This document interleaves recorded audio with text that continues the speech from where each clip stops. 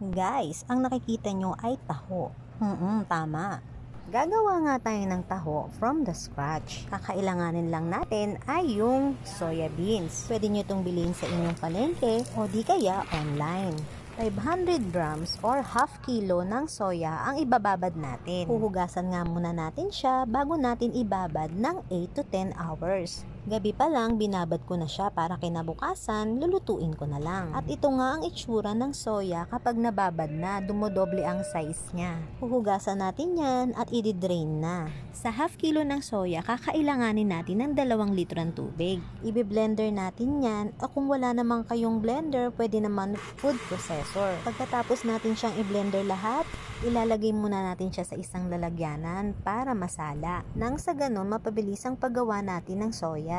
Pag nasala na natin siya ng strainer, pipigaan naman natin siya sa isang malinis na tela o di kaya'y lampin. Uulitin nga natin ang ating pagsala hanggang sa wala na tayong makitang soya pulp. At ito nga ang napiga nating soya pulp. Hindi na natin kailangan yan. At ang iba naman ginagawang pampataba sa halaman. Sa isang kawali naman, lulutuin natin yung soya milk. Lulutuin natin siya sa mahinang apoy hanggang sa kumulo ito. Kapag kumulo na, patay na natin ang apoy. Itatabi muna natin siya at i-ready naman natin yung pagsasalina natin ng soya. Need natin ng coagulant or calcium sulfate. Ito ang dahilan para mabuo o maging smooth yung ating taho. 1 tablespoon nga ng calcium sulfate ang nagamit natin dyan. Tunawin nga lang natin siya sa kaunting tubig at iikot sa kaldero. At kapag may nabuo na ganyan sa inyong soya milk, ibig sabihin tama ang inyong pagkaluto. At habang mainit pa ang ating soya milk, isasalin na natin siya sa kaldero na nilagyan natin ng calcium sulfate. Dapat mataas ang pagkakasalin natin ng ating soya milk dahil hindi na natin siya pwedeng haluin. Bago natin yung takpan, tatanggalan muna natin siya ng bula para maging smooth ang kalabasan ng ating taho.